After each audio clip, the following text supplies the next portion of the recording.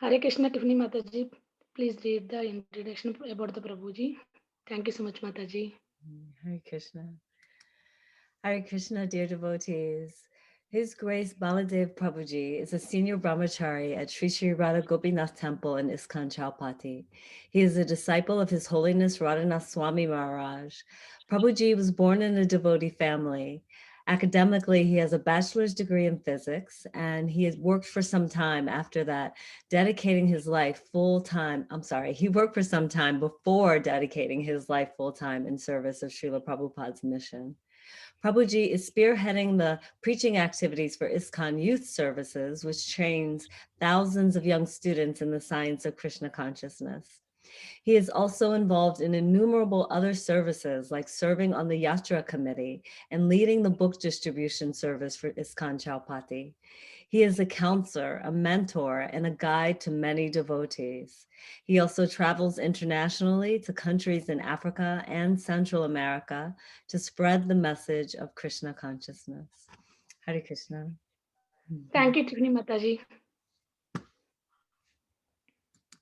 Yeah, thank you, Tiffany Mataji, for the nice introduction. I got the message from Prabhuji that he got stuck in the traffic and he will be. Hare Krishna.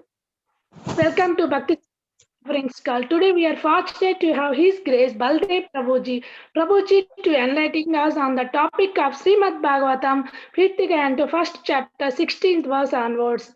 Hare Krishna Prabhuji, Danvat Pranam, all glories to Srila Prabha. Thank you very much Prabhuji for giving your valuable time and association to us this morning and enlightening on the topic of Srimad Bhagavatam.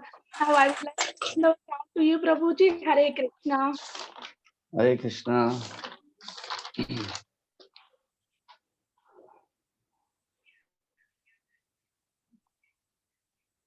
Om Namo Bhagavate Vasudevaya. Om Namo Bhagavate Vasudevaya. Om Namo Bhagavate Vasudevaya. Hare Krishna. This morning we are reading from Srimad Bhagavatam.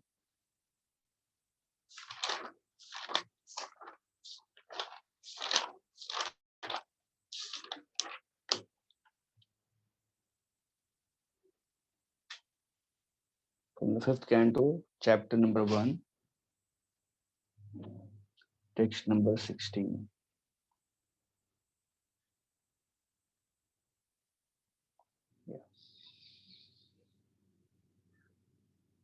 Mukto pitavad vibriyat swadeham arabdhamashnan abhimana shunya yatanubhutam pratiyat nidra kim tvanya dehaya gunana vrinti. Translation and purport by His Divine Grace A.C. Bhaktivedanta Swami Srila Prabhupada Ki Jai. Translation. Even if one is liberated, he nevertheless accepts the body he has received according to his past karma. Without misconceptions, however, he regards his enjoyment and suffering due to that karma the way an awakened person regards a dream he had while sleeping.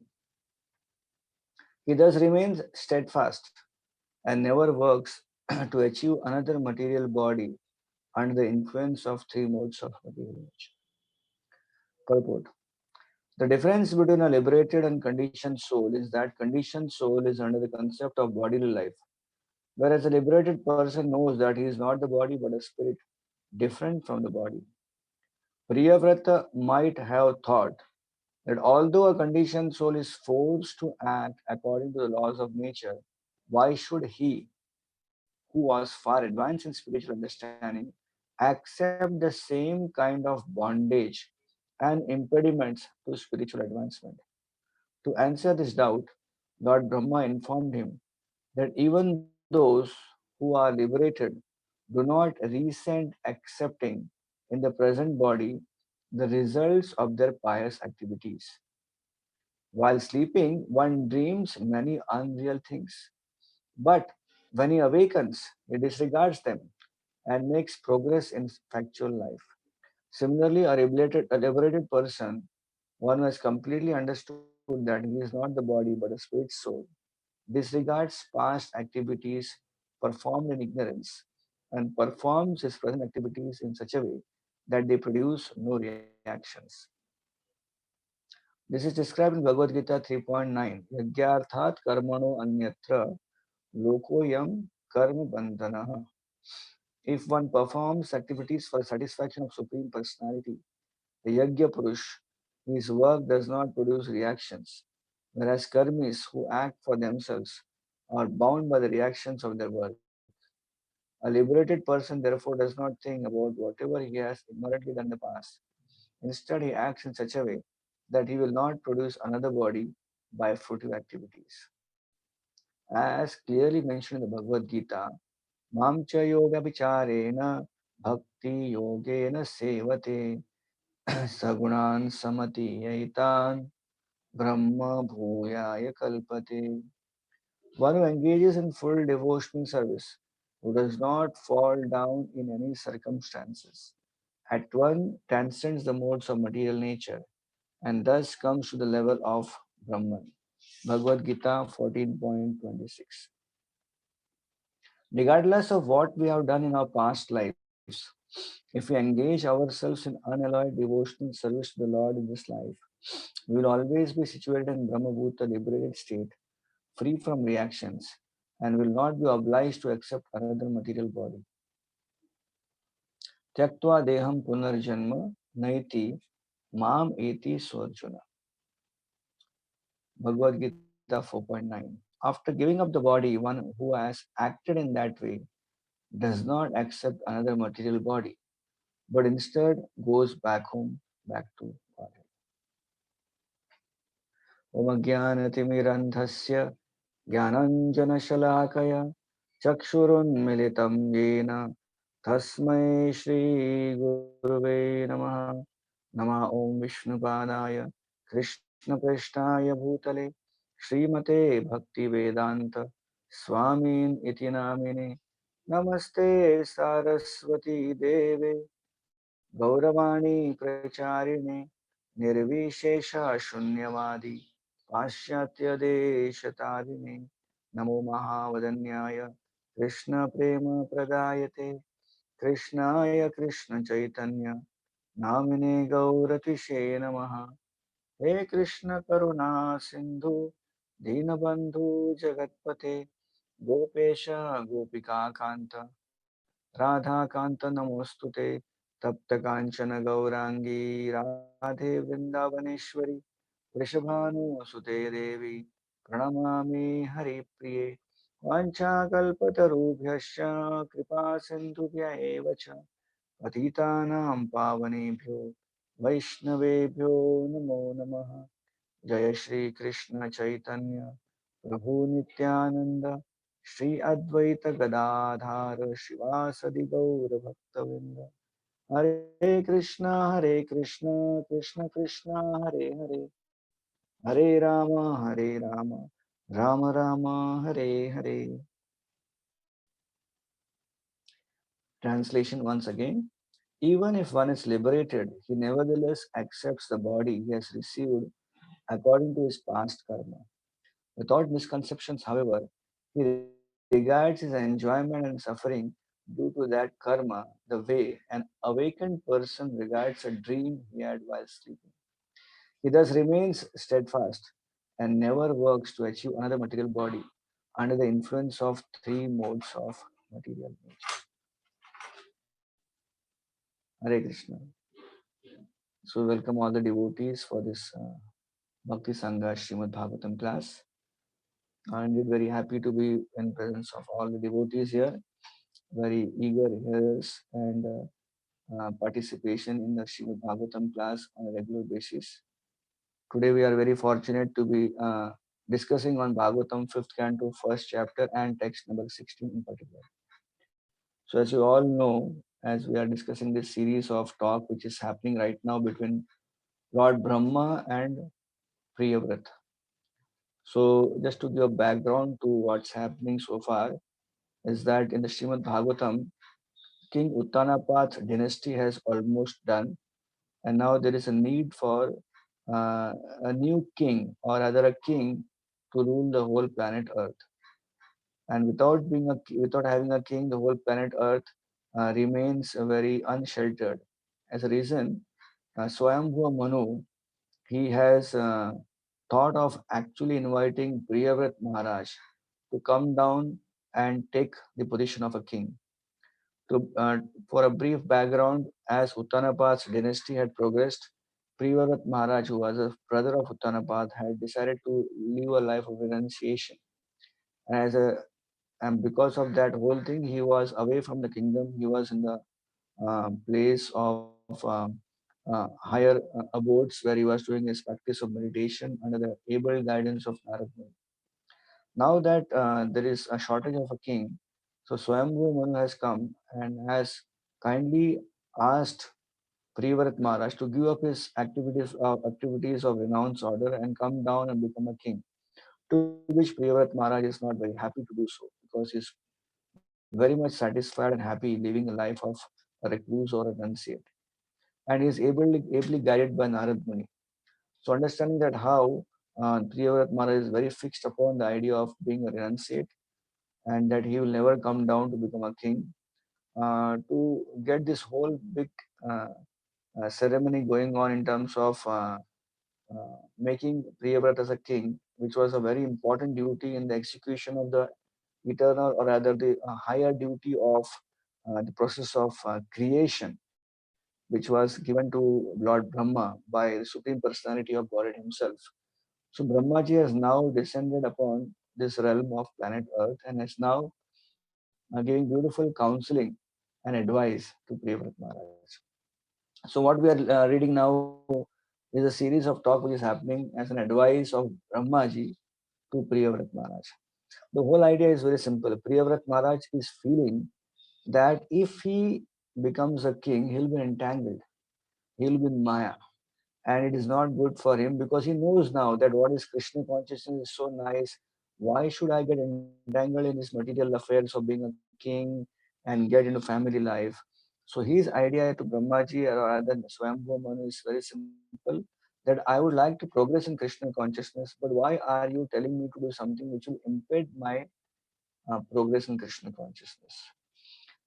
So to give a very higher understanding or complete understanding, a very elaborate understanding of what Krishna consciousness is all about, Brahmaji is giving beautiful instructions to Priyavrat Maharaj. So in other words, what's happening here is that Brahmaji is giving an understanding of what is conditioned life, which Priyavrat Maharaj is afraid of, fearful of, and what is liberated stage, which Priyavrat Maharaj is aspiring for.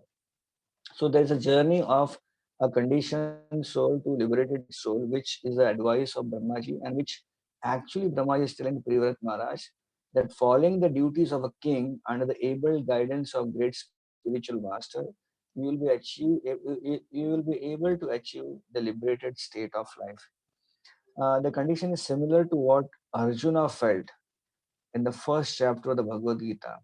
He felt that by fighting the war, he will get conditioned, he will get bound by the three modes of material nature, and as a result of which his Krishna consciousness will be affected. So rather, he thought that let me give up this war, let those who want to enjoy the kingdom, let them enjoy the kingdom. I want to practice pure Krishna consciousness. However, Krishna taught in the Bhagavad Gita that pure Krishna consciousness doesn't mean that it's a kind of a different kind of idea where there is no material connection, only spirituality. It's not going to be so. A person who is in this material world has some obligations and has some duties which he needs to perform till he is fully purified. And the purification process will take place by proper execution of duties in Krishna consciousness. In fact, Krishna goes on to tell Arjuna that even if you are a perfect liberated soul, still you should continue to execute your duties in Krishna consciousness to set an example for others. So this case is similar. That fear of material world, the fear of being bound, which Priyavrat Maharaj is thinking, is similar to what Arjuna was thinking in the first chapter of the Bhagavad Gita. So here we have a wonderful narration of how Krishna initially there had counseled Arjuna and made him to fight the war. And here the same parampara, Brahma Sampradaya, Brahmaji is now counseling Priyavrat Maharaj to take up the role of kingship and ensuring him that eventually he will get purified and he will go back home, back to Godhead, which is the goal of his goal and purpose of his life. So this is in short of what's going on in the whole series of talks between Brahmaji and Priyavrat Maharaj. So it is all about how Priyavrat Maharaj is having that fear in his mind of not getting contaminated or entangled in this material world. Recently, I heard a very beautiful story from His Holiness Jayadev Swami Maharaj. I was hearing one of his lectures. And he spoke about one beautiful pastime of Srila Prabhupada. I would like to narrate that pastime because it's quite relevant to what we are discussing here now. This is in some country where Srila Prabhupada was departing from that country, and all the devotees had gathered at the airport as Prabhupada was supposed to leave the airport and go to some other country. So Prabhupada was sitting there, and these were those days when the airport was quite much open compared to today. So Prabhupada sitting in the airport surrounded by all the devotees who were there, had come to um, leave or send off Srila Prabhupada. And there was an announcement that a flight got delayed, so Prabhupada had to wait for some more time. And this was much to the happiness of all the devotees because they thought that now Prabhupada is leaving. But more delay means we get more time of Srila Prabhupada on the airport. Srila Prabhupada was in a very, very uh, kind of a very simple, natural mood of talking with devotees. There was no official lecture, there was no official darshan. Prabhupada was sitting and all the devotees were there. And devotees are talking to Srila Prabhupada and expressing their concerns, their views, and asking questions to Srila Prabhupada. At that time, Srila Prabhupada noticed that in the same assembly of devotees, there was one lady devotee of disciple of him who was actually having a small child in the hands.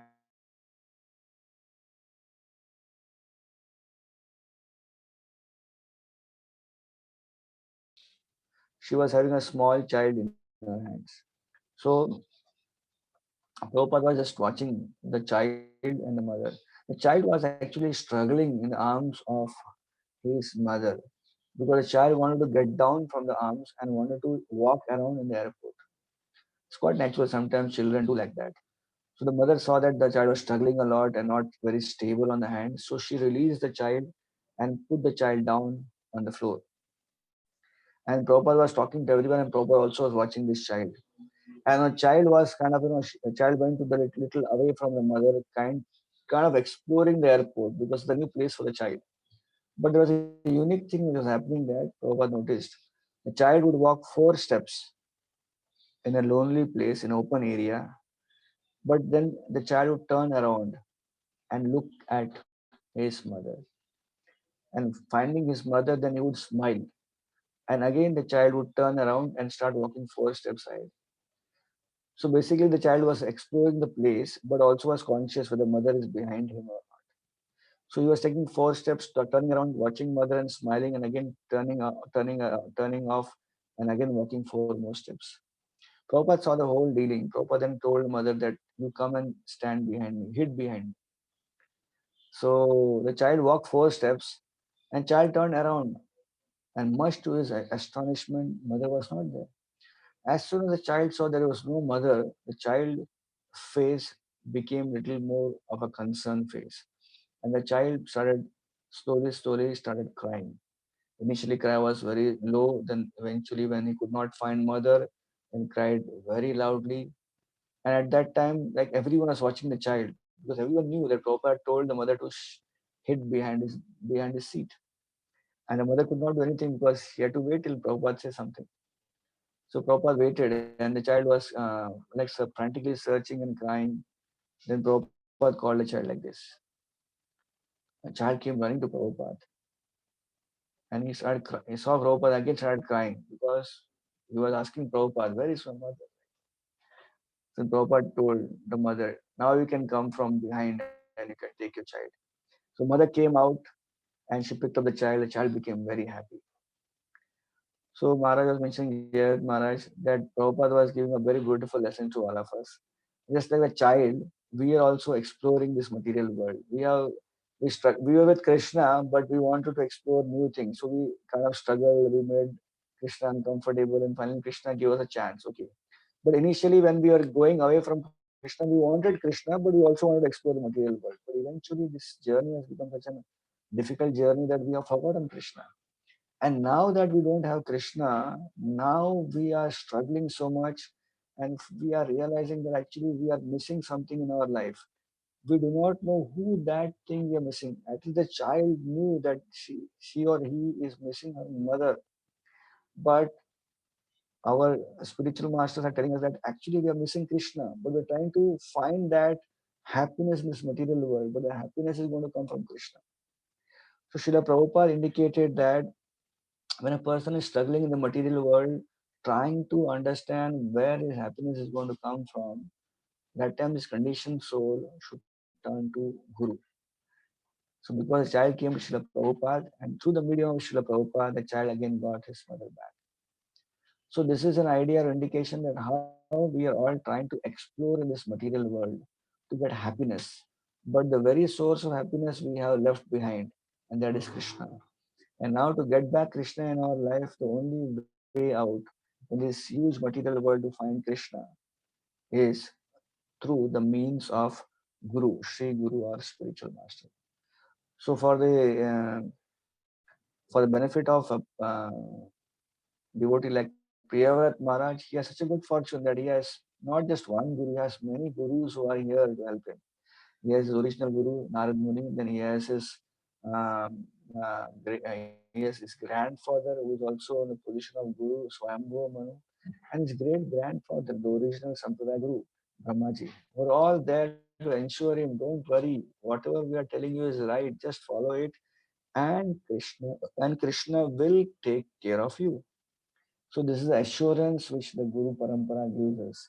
And with that assurance and the trust we develop on the Guru Parampara when we walk on the highway of this material world, equipped with Krishna consciousness, that even though the highway may look to be very confusing, or we do not know when we will reach our destination, we should all know that there is a hope because there is someone praying for us, someone caring for us, someone guiding us.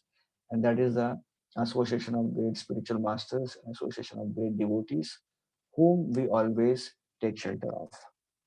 So we can see that how in our life, the association of Guru, association of devotees are a very much important thing. Because of that association, we have all got an opportunity to start practicing Krishna consciousness. Personally, we all do not have any qualifications, right? Someone asked Srila Prabhupada, Prabhupada, what was our qualification that we came to you, Prabhupada? And Prabhupada said, he did not have any qualifications. I made your qualification.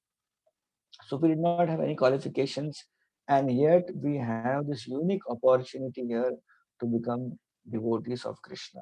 We are all on the path of Krishna consciousness. Why? Because our Guru, our spiritual masters, or our senior Vaishnavas who guided us, they somehow or other invested their time and energy to make us Krishna consciousness. And the reason was they just saw some spark which was there, and they just fanned that spark of Krishna consciousness and made us practice Krishna consciousness. Many years ago, I came across a beautiful story, which is the Puranic story of how uh, one spiritual master, in his journey towards going to a holy place, came across two rogues and how he made those rogues as devotees. So this is a story of one guru who was traveling with few of his disciples. So it's the olden days when there was no means of communication much, so they would travel by foot. And because they were traveling by foot, so naturally they would only travel during daytime, and nighttime they would take shelter in some village we came across. They came across and they would take shelter in some house. So while they were traveling and going to a holy place very far away from their original place of residence, one particular day, as they finished their journey in the evening, they came across a village in the externals or the outside of outskirts of a village, and they found a house there. So as a regular routine, the Guru asked disciples to go and check if we can stay in the house for a night. Tomorrow morning, can we resume our journey? So the disciple went and knocked the door. Two strange people came out of the house, and they made a request to the strange people that can we stay here? Our guru wants to stay here. So the two people saw each other and they were thinking, what should we do? Should we say no or yes? And immediately said, okay, no problem, Maharaj, please come and stay in our house. We're happy that you are coming here. So the Guru entered the house with his retinue of disciples, and they stayed there. And these two people who were staying in that house were actually thieves by profession, and therefore they were staying outskirts of the village. They were the only house in the outskirts of the village, and daytime they would always at home, maybe taking rest. Their main duty was in the night time when they would go out and plunder people or plunder someone's house or loot someone's fields and then come back and then whole day they would sleep or they would have their recreation time. So the guru, when he came inside the house, because of his spiritual power, he could sense that this place is not just an ordinary or just a simple place. It has some vibrations which are very negative. But because the two people, the strange people staying in the house, were very courteous, they were also kind of serving whatever was needed for the spiritual master, for the disciples. They were very courteous. Like they were also little kind of little culture was there in their life since the birth. So therefore, they were able to even facilitate the uh, accommodation and other facilities for a spiritual person. So the guru slept, but the guru also asked him, so what kind of work are you doing? So they said that we are doing a very difficult work. Oh, you're doing a very difficult work. What kind of work is that? So I will tell, oh, we will tell you sometimes later. Now you take rest, please. So the guru slept and all the disciples slept and the two strangers pretended to sleep. At the night time, they woke up, they opened the door and they latched the door from outside and they went out. And they came back early morning, 4 a.m. like that. And just then when they came inside, immediately that time the guru woke up because it was time for his waking up. I said, where you went? Where were you in the night time? So the two strangers, the people who were staying in the house said, we had some work. Our work is always night time. So, oh, is it? So then the guru said, oh, your work is only night time.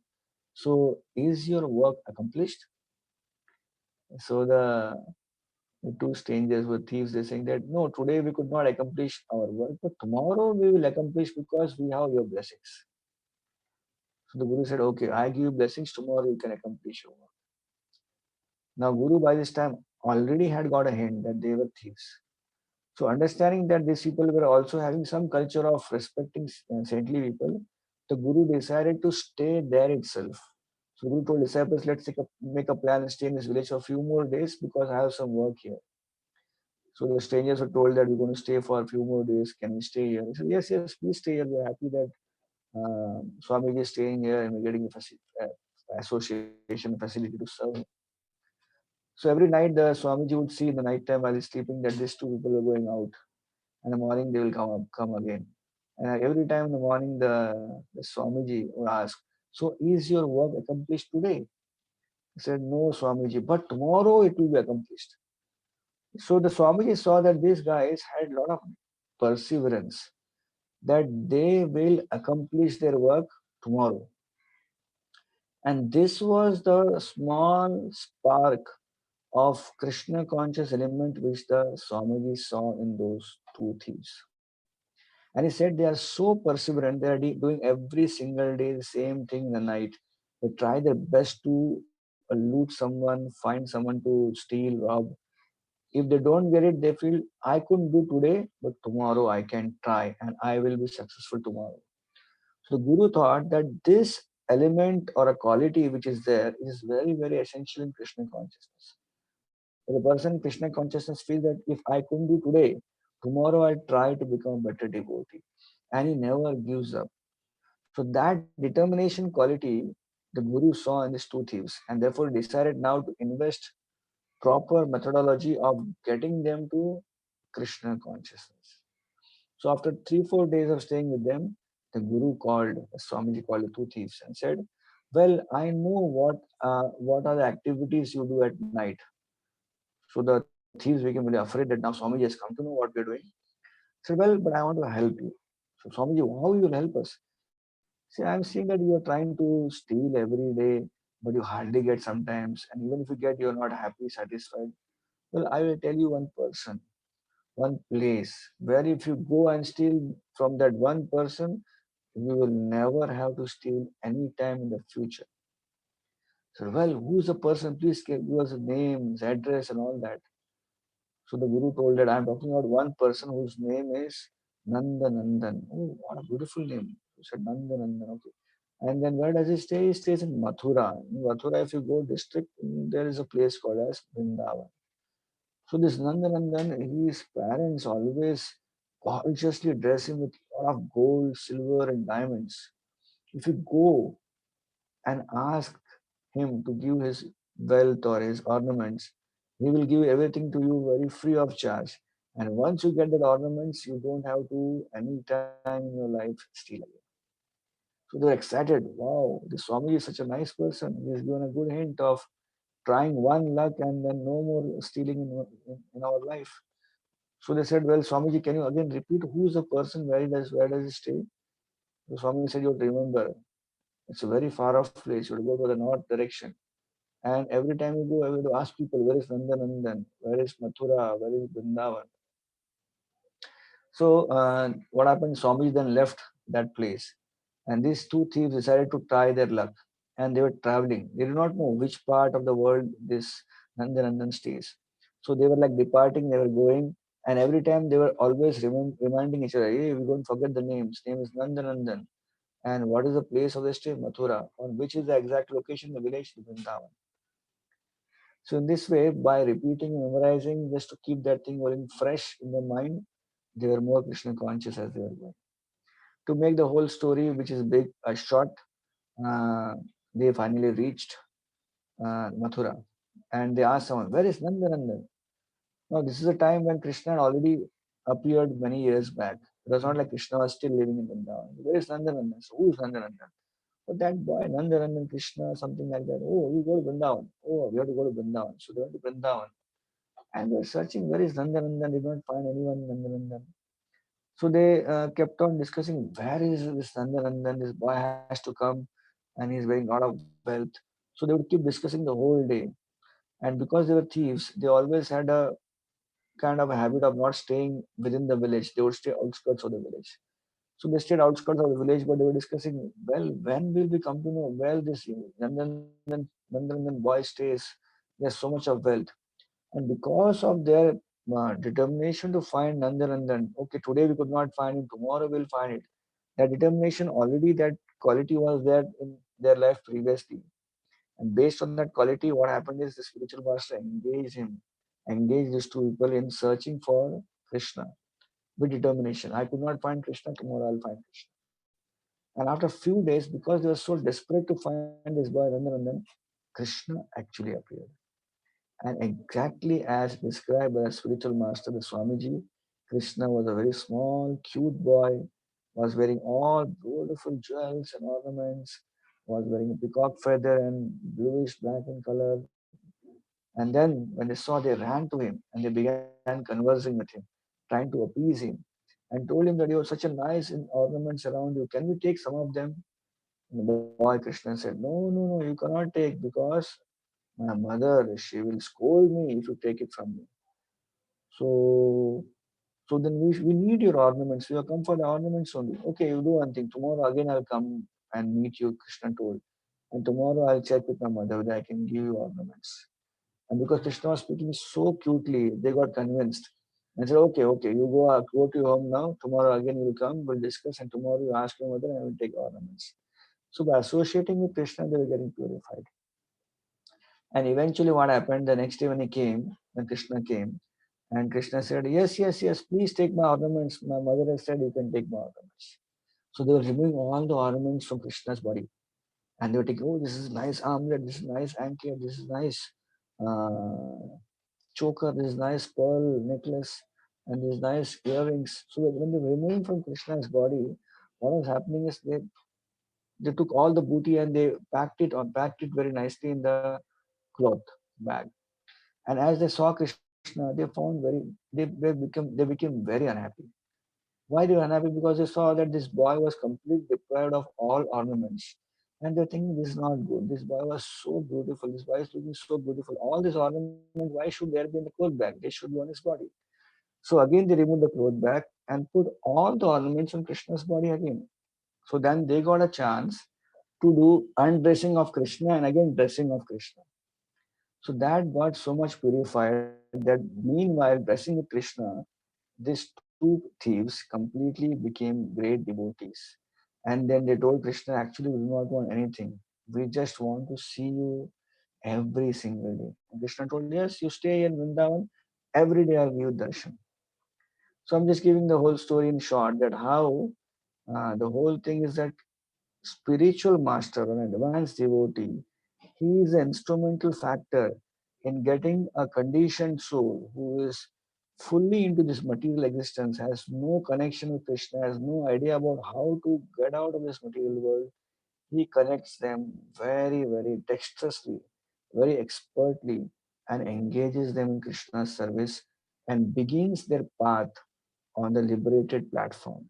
Srila Prabhupada often said that those devotees who are practicing Krishna consciousness, they're already on the liberated stage of life. Someone asked Srila Prabhupada that, Prabhupada, I don't feel that I'm liberated. Prabhupada said, you may not feel you're liberated, but you are on the path of liberation. And Prabhupada's famous example is that of a mango. A mango on the tree, even if it is green in color, it's not ripe, it's unripe mango, but still it is called a mango, right? But we don't remove the mango till the mango is ripe. And then we remove the mango, then we eat the mango. So the mango actually is removed when it's ripened. But even in its unripe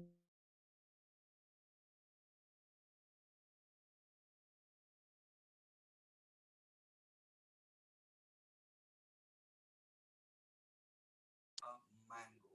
Mango is not called by different name. So Prabhupada mentioned that similarly, we are all in conditioned stage of life, but because we are practicing Krishna consciousness, we are on the path of liberation. And if we remain on the path of liberation, just like the mango, the green mango, if remains on the tree, eventually it becomes a yellow mango or an orange mango and it becomes very tasty or it becomes ripe to eat.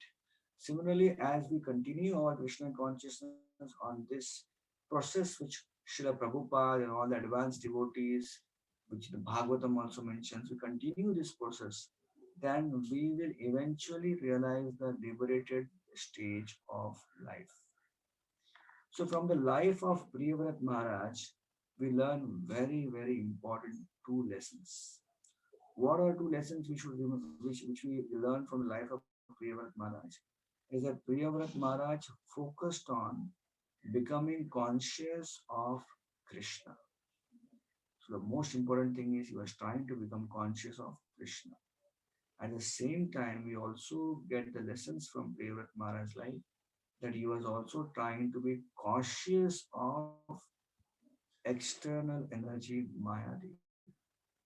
So there are two things which we need to learn from Priyavrat Maharaj's life, that we need to always focus on these two aspects in our bhakti. One is to become Krishna conscious. At the same time, we should also be cautious of Maya, how Maya is functioning in our life, how Maya is trying to allure us. So it's like a two track which we run on our bhakti. While we do our activity of chanting, hearing, and associating with devotees, we also have to be a little alarmed the way how we interact with the material world. Are we going too much in the materialistic life? What are the goals and aims we are achieving? We are taking this material world. Is that going to entangle us? So that is called cautious of Maya, conscious of Krishna, and cautious of Maya. So when we work on these two platforms, then what happens? Our Krishna conscious journey goes very smooth.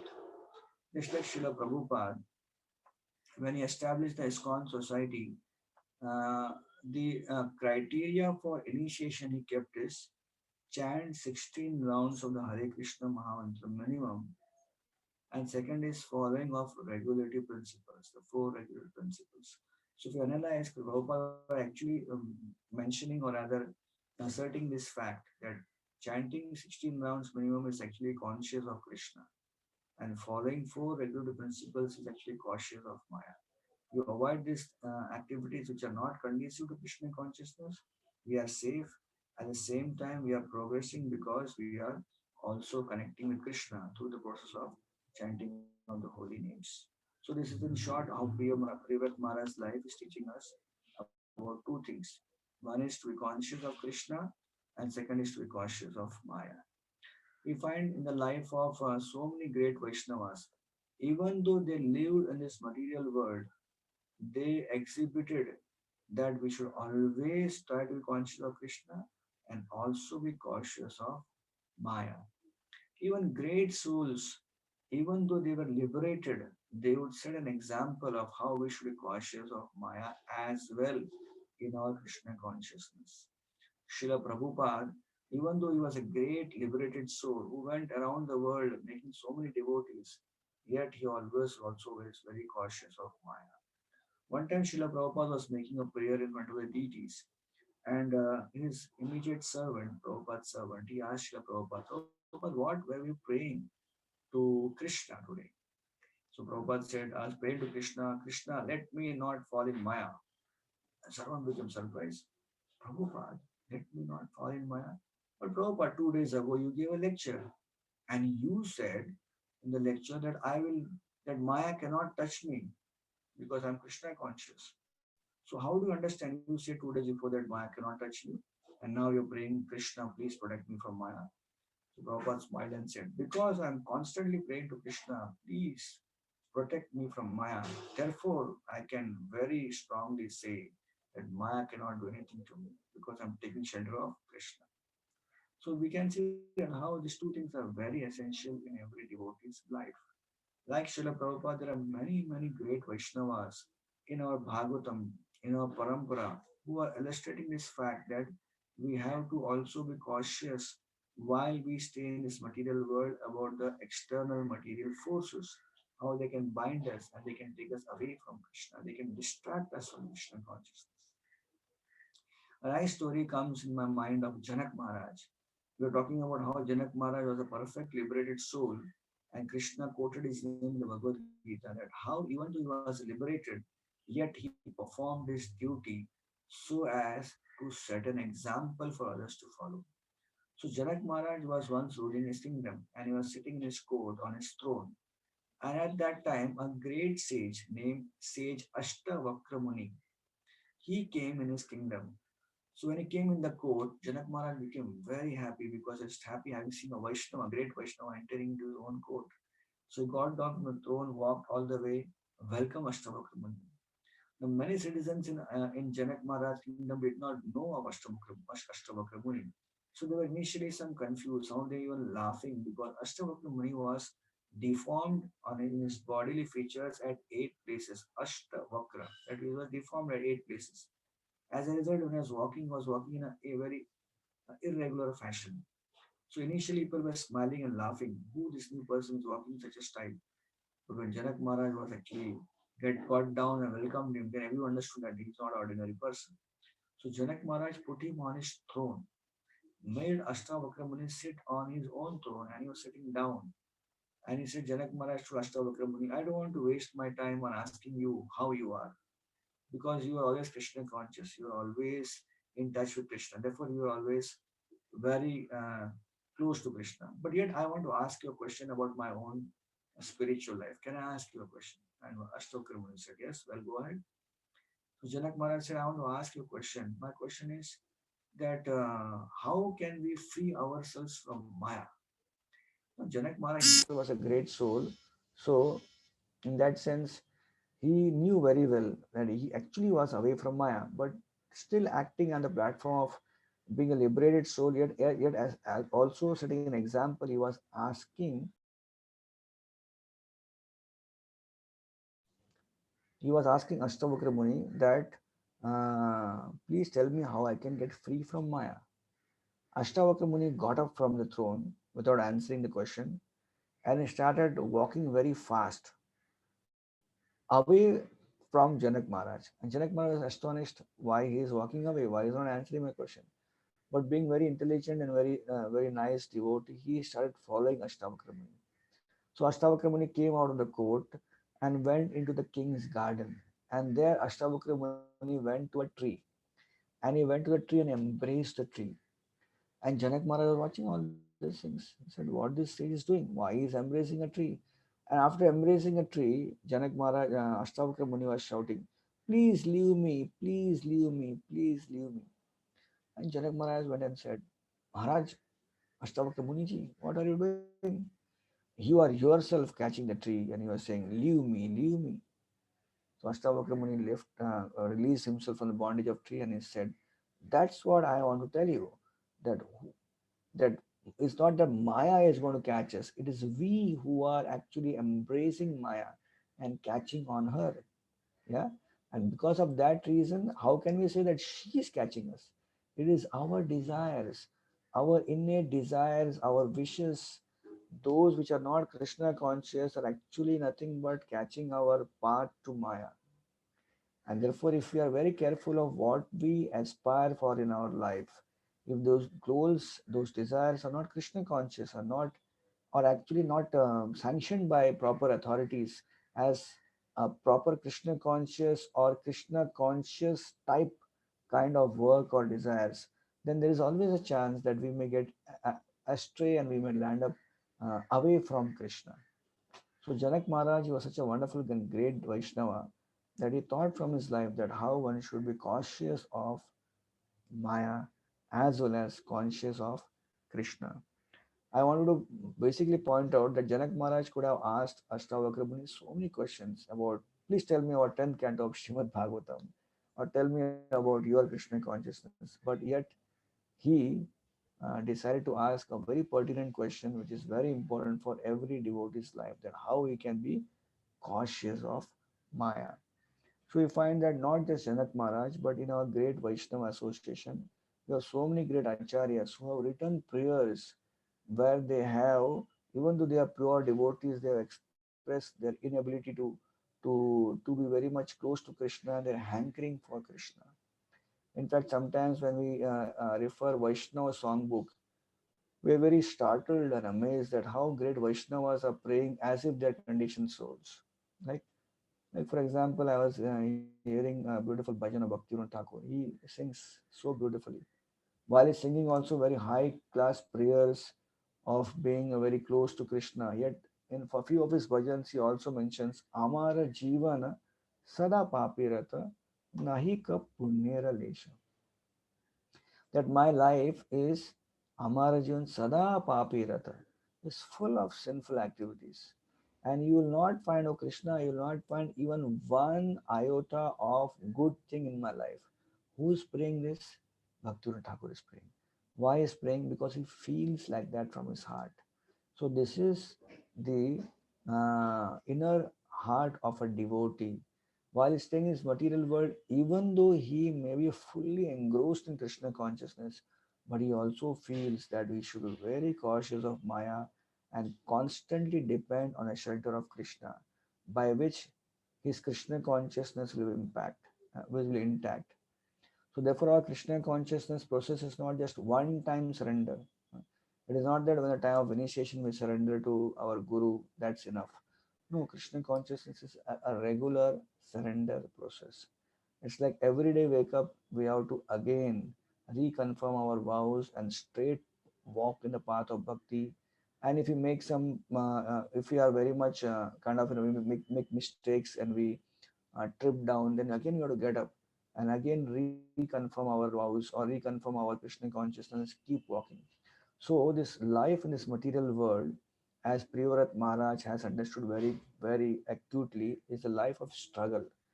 A devotee has to undergo a lot of struggle in his Krishna consciousness. But the best path is keep struggling in Krishna consciousness and keep the hope alive. Because by keeping the hope alive, Krishna will see our sincere desire to become Krishna conscious, and Krishna will always be there to protect us. So, this is the sum and substance of what we could discuss today in today's verse of a journey of a conditioned soul from conditioned state to liberated state, and that how he can always remain Krishna conscious, at the same time be cautious of Maya, and keep his connection strong with Krishna and keep connected to the instructions of his spiritual master and thereby achieve the highest perfection of human form of life, and that is to go back home, back to Godhead. Hare Krishna. Thank you so much, Prabhuji. Very amazing class, Prabhuji. And with beautiful stories, you have shared very nice quotes, Prabhuji. Always in conscious of Krishna and cautious of Maya. If anybody have any questions or realizations, please go ahead. Yeah, Hare Krishna Prabhuji, Dandavat Pranam Prabhu. Thank you, Prabhu. Pranam. Nice and simple class, easy to understand. Prabhuji, one question I have. This one, in the translation, the first line, it says, even if one is liberated, he nevertheless accepts the body he has received according to his past karma. Right? So this is, means, if he is liberated, that means he doesn't have any past karma, right, Prabhu? Yeah. So I will like to give an example of one Srila Prabhupada told his example of a coconut. You know, a coconut comes from the tree.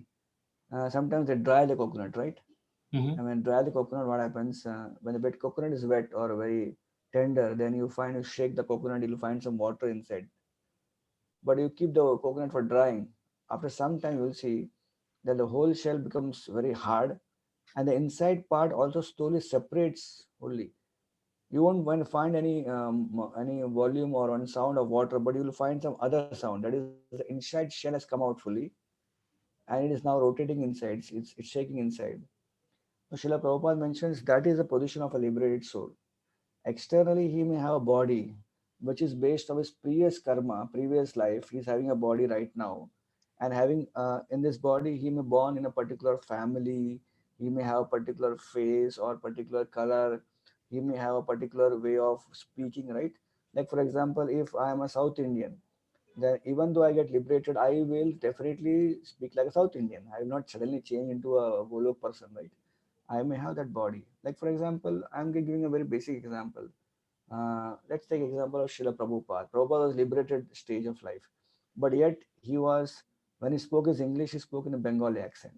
So this is like in one way I'm trying to give an example of Srila Prabhupada, which I feel I'm not so expert in. But the point I'm trying to drive is that coconut which is inside the hard shell has got separated from the coconut shell, but because it's in the coconut shell, it is still inside it. Matter of time, you break the coconut, the shell will come out fully in the hands. So in this case, when the great Vaishnavas, when they are in liberated state of life, whatever body they have currently in this current state of affairs, their understanding is very simple because they are very humble. They would never claim that I am a pure devotee, I'm liberated, I don't have anything like that. Whatever their state of consciousness is always that I am having this body, which means that I am having some past karma. By Krishna's grace, I am overcome all that and became liberated. But yet, all this has happened. Why I'm having this body? Because I had past karma. So this is how a liberated soul sees his body as a state of affairs of his past activities, like that. Like Srila Prabhupada also many times said, that Srila Prabhupada, of course, there was a lot of humility as well. One time, Srila Prabhupada was in a conversation with some Indian gentleman. I think so. It's in some in Kolkata, like that. Yeah. So one person was regularly coming. He started actually asking Prabhupada very, very challenging questions, and Prabhupada also spoke very heavily to that person. And finally, that person became so rude. He started actually become very heavy on Prabhupada. Prabhupada was heavy on him, and he also became heavy on Prabhupada. And finally, devotee had to slowly tell that person that can you go come tomorrow? Now it's I think so. You should leave this place. So Prabhupada later devotees asked Prabhupada, we are very sorry. We invited a person who was very heavy on you. Then Prabhupada, what Prabhupada said out of his humility. Prabhupada, in my last life, I must have troubled him. So he came back and troubled me. Now uh, what do you say? Now it's all, the account is equal. So I was thinking that we do not know whether Prabhupada passed life or not. He is coming from spiritual world. But this is how Prabhupada saw every incident as something which is my fault. Why should I think Krishna is involved in that? And something was there, small thing just gone away. So here also we can see Brahmaji also mentioning similarly that when a liberated soul is there, he does not claim that he is liberated, he is pure devotee. He is always grounded to reality. He feels that actually I am nothing. I am very fallen. Krishna is very kind to me, and whatever little I am suffering is because of my past activities. So this is what even we may see as a liberated person, but a liberated person's outlook is that he is actually having a body which is full of karma, and right now is suffering because of karma. So that's how a person is humble. Yeah. Go to his. Yes, Prabhuji. So that is in the current body. Yeah. But what I was thinking in this translation is the next body, Prabhu. Like even if one is liberated, he nevertheless accepts the body he has received according to his past karma. So I was thinking, even in the So he's talking about current body only, na? He has received this current body. According to his past karma. Like that. Okay. Not that he's going to receive another body. Okay, then I got it, Prabhuji. Okay. Yeah, thank you very much, Prabhu. Nice question. Thank you for the question. Can we take one more question and then we can leave because I have another class at in 10 minutes from now. Okay, Prabhuji. Hare Krishna Prabhuji, very, very beautiful class, Prabhu. Thank you so much for such a beautiful class and nice stories, which are really very nice to understand the concept. And also, first you started with the comparison of Arjuna and Krishna, and here you are comparing Priyavrata Maharaj and Lord Brahma. You were comparing. It was so nice comparison, Prabhu. It was a different way of thinking the chapter. It was nice, and all these stories were so beautiful. Thank you so much. Hare Krishna. Thank you very much. Hare Krishna. Hare Krishna Prabhuji, Dandot Pranamam Gosht Srila Prabhupada. Thank you so much, Prabhuji. Very, very beautiful class and very nice story. Very easy to understand. How, about Krishna. You have to be conscious of Krishna and cautious of Maya. So thank you so much. Very nice examples you gave. Hare Krishna. Hare Krishna. Thank you for all of your kind words. Thank you so mercy much. of devotees, whatever little I know. Thank you so much, Prabhuji, for an enlightening class today. We are very grateful to you and we look forward to your association again in the future. Let's pay our obeisance to Prabhuji and all devotees. Vanchakalpatarubhyasya